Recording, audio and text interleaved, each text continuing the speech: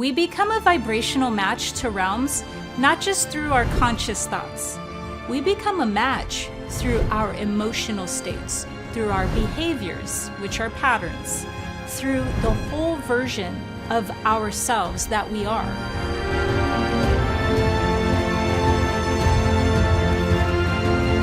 Many of us in the spiritual field have heard of the term realm before, but we may not know exactly what realm means. So today I'm going to break down exactly what a realm is. Like many terms in the esoteric field, realm means more than one thing.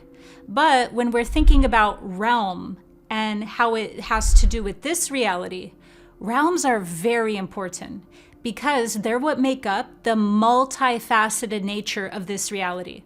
So when we're thinking about the multifaceted nature, what we're really doing is looking at how more than one version of reality is being displayed to us at any given time. That means that a person's version of reality will be different from another person's version of reality and another person's version of reality. So what makes up these different versions of our reality? Realms. Realms are what make up the different versions of our reality. So the easiest way for us to think about what a realm is if we can look at our own lives and think about a time inside our lives when pretty shady things were happening, or really cool things were happening, or just even some boring things were happening. But think of a time when there was specific tones that happened in that layer or that chapter of your life that you feel like you wouldn't even be able to access anymore because you're a completely different person.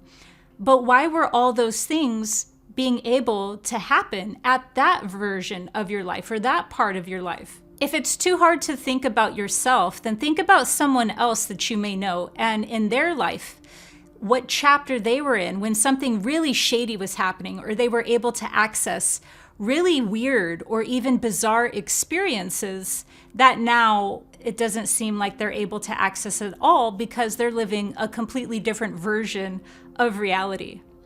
That's a realm. And so we access realms based off of whatever we are going through in our personal lives. Realms are created through the energy of the lessons we are attracting, as well as our thoughts, our emotional energy, our beliefs, and our subconscious landscape.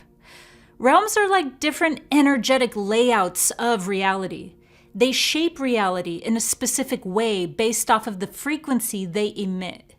Have you noticed that in one part of a person's life, they may be facing constant people, places, and themes that all share one strong archetype?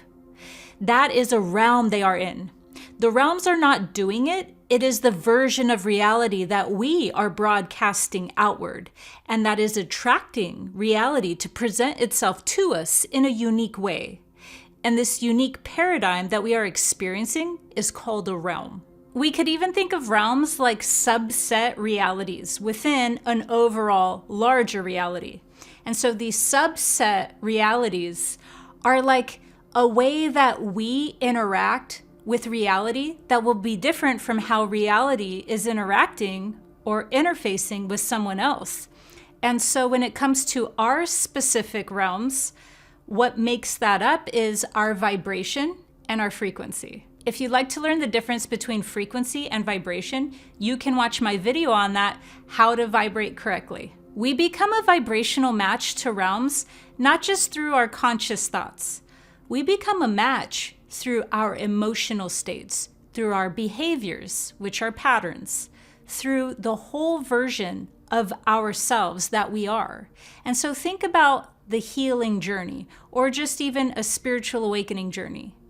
And think about all the times that your realms have changed within your own journey, and how every time you shift your own perception or you shift your own way of being, how that shifts the realm that you experience reality through. One of the largest determining factors of any realm has to do with our geography.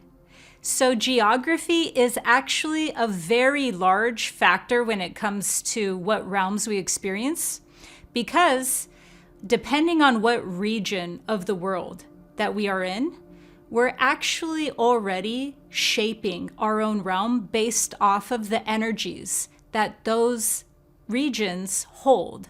And those regions change energy over time too. That's what's really important to know. So when we think of a region of the world, any region, from even just 100 years ago or 200 years ago, that will still be different than how we experience the energies even today of that same exact geographical place.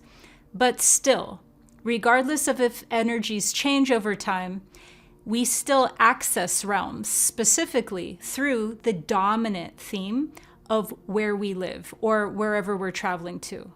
And so specific land spaces all hold different energies within them and therefore bring out dominant realms. What we call reality is simply how much of life we are capable of perceiving, capable of interpreting, and how much we are able to even face. We unlock more of what is available in reality through realms. They are the outward projection and appearance of our internal paradigms. Realms are metaphysical environments that shape our physical experiences. They offer a whole version and a whole domain of experiences that are contained within this larger consensus reality. So they are shaped by many factors, like our points of attraction and the overall lessons that will be most beneficial for us to learn here. We become a match to realms based off of our dominant frequency. If we are in a heavy fear-based consciousness, then we will move into realms of experience that consist of fear. Go fig. Many people think that the spiritual field speaks poorly of fear and is in a state of spiritual bypassing fear altogether. But that's only if a person is stuck in the false light.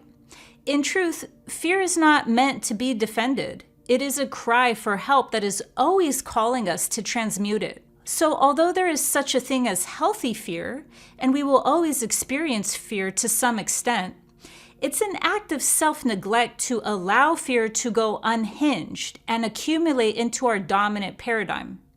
It's not healthy to be in fear-based consciousness or similar states like scarcity consciousness. These are very constricted states that shift a person into realms they would not want to be calling reality or even be a match to. But it's also important to note that sometimes we have to enter lower vibrational realms for their lessons and for the richness of experience that they offer us. So this isn't about bad or good. It's about what is genuinely serving our path overall. I hope this has helped you shift your realm. Make sure to subscribe to my channel for higher dimensional guidance through spiritual awakening. See you next time.